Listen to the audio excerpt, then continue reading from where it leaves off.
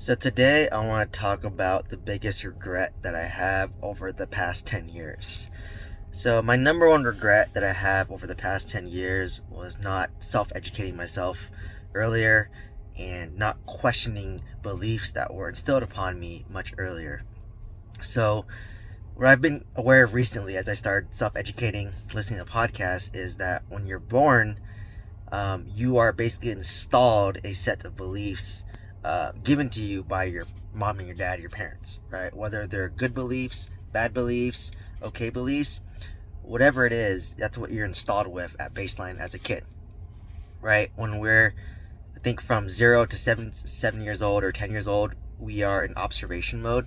We're just trying to absorb, we're trying to learn, and we're trying to just be aware of the world, right? And during that time, who are you spending the most time with? You're spending the most time with your parents, your mom, your dad, your caregiver. So whether you like it or not, you are adopting a lot of your parents' habits, the mannerisms, the way to do things, the way they react to things. And it's kind of funny because now that I'm in my 30s and my parents are in their upper 60s, I'm kind of seeing that how we're very similar in a lot of ways.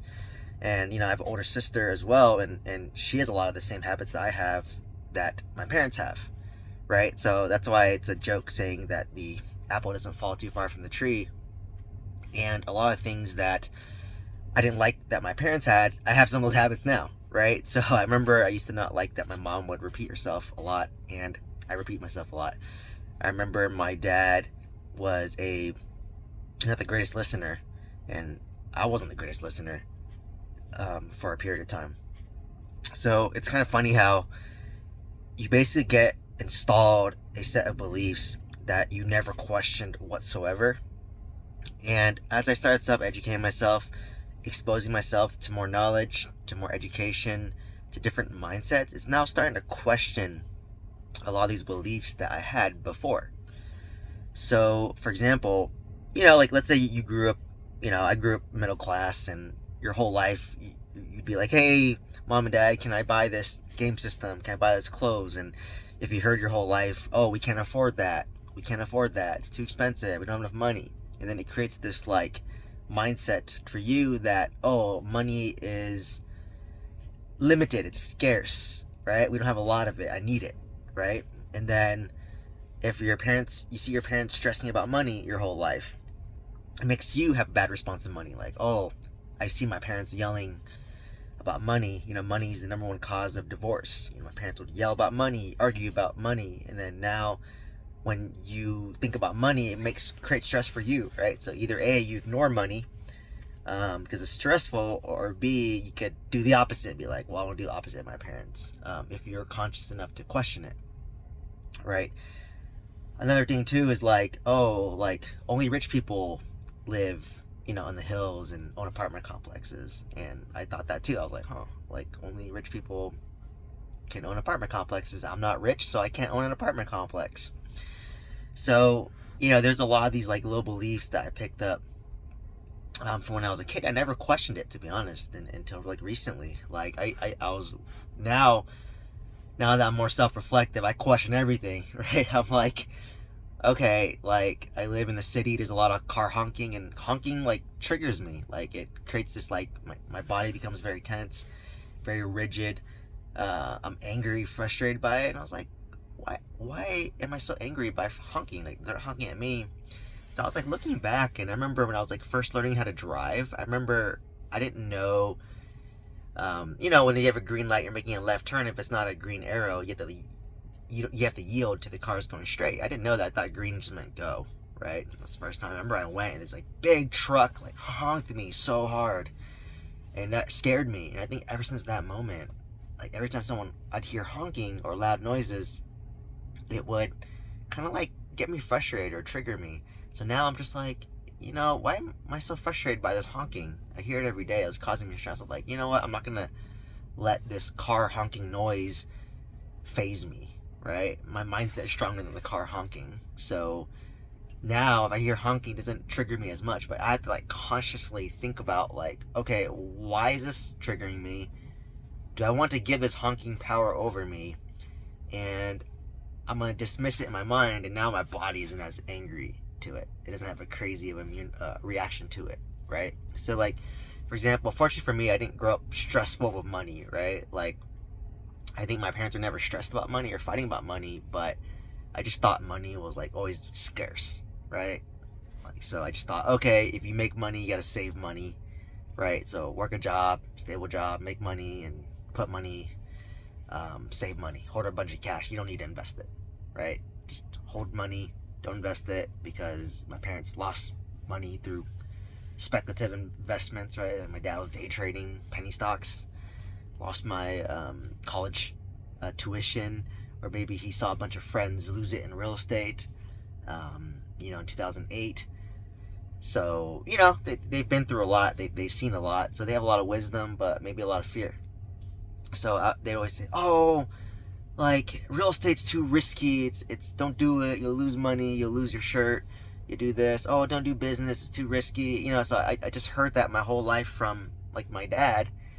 My mom would just be like, yeah, go for it, like, let's try to figure out how to do this real estate investing, let's do this business. Like, she was more business oriented, and entrepreneurial, because her dad, my grandpa, was very business-like. He built a lot of wealth through business, so I think she was used to that environment.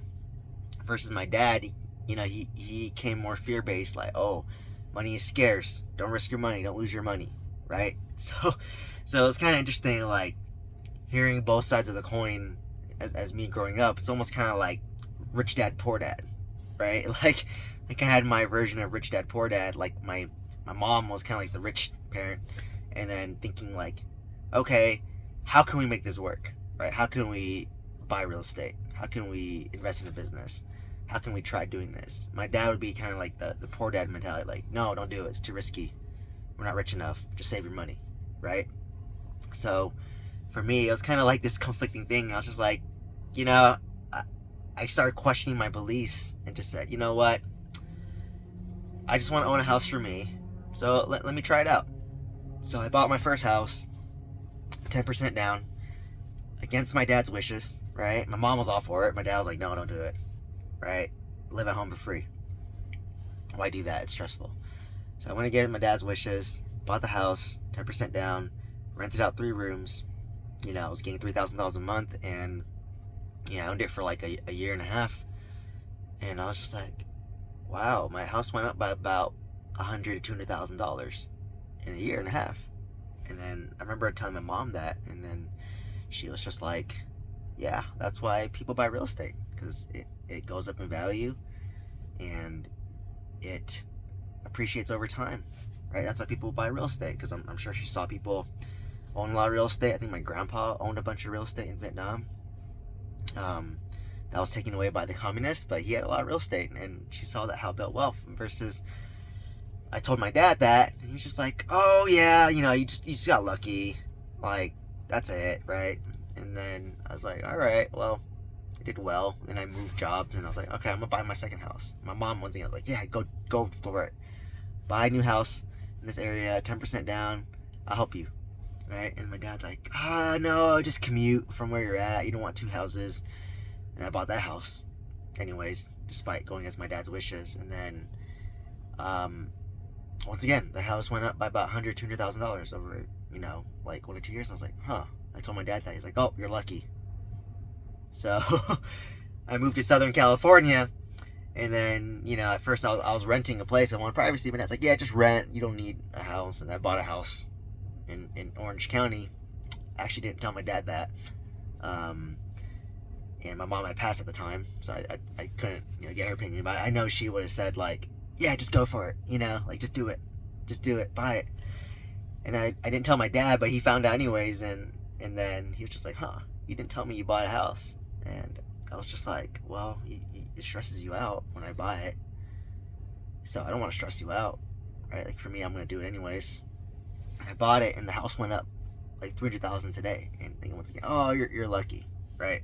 So so I kind of backtracking all that, but my biggest regret was just not self-educating myself sooner. I mean, I know YouTube became like a thing in like 2012. I graduated pharmacy school in 2013, But, I felt like a lot of information wasn't really out there. It was just whatever information that I knew from my mom, my dad.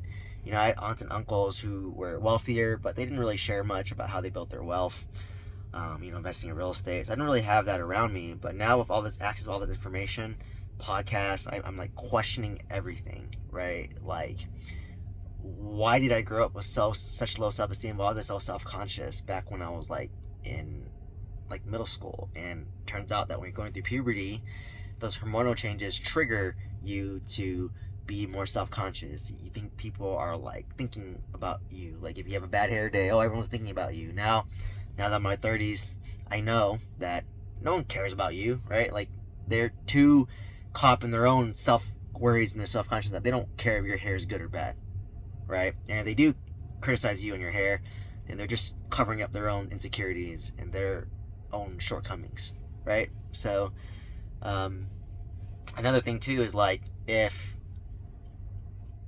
a lot of people, like what I learned too is like, when you grew up you think your parents are gods, but my parents had me when they're in their 30s and they're being self-reflective. So a lot of times I realize that parents that raise you, they're just trying to get over their own trauma that their parents caused them, and they're using you as an emotional punching bag for that, whether it's good or bad. That's how generational trauma exists, right? Like if your parent had mental disorders or issues and they were taking it out on you, and then it creates you to have mental issues. So it takes one person to break the cycle, right? So that's what I mean by like, you got to question all the subconscious beliefs that you never questioned, and the best way to do that is to self-educate yourself and listen to other podcasts, listen to other points of views. So it's been very interesting, right? Like I commute like 2.5 hours a day. I'm listening to a bunch of podcasts, so it's like changing my mindset constantly, and it's amazing, right? I'm questioning a bunch of beliefs that I was downloaded, that I inherited, that may or may not have served me, right? But there's a lot of good habits that I inherited too, right? Like my parents are very good-natured people. They like to give, so I'm very giving. My parents always had the mindset of frugality and saving money, so I'm a good natural saver. I don't overspend, right? So there's a lot of good and bad that you have, but you have to be conscious of what these habits are and maybe question them. So hopefully you found value from this video. Hopefully you learned from my biggest regret, and just know that it's not too late to self-educate yourself. It's not too late to question your beliefs. It's not too late to improve yourself. So the key thing to take out of this is continuously self-educate yourself and question these beliefs that you've had or never questioned for the longest amount of time. Hopefully you found value from this video. If you have any questions about anything, drop it down below. Would love to answer it in a video. Hope to see you in the next one. Thank you so much.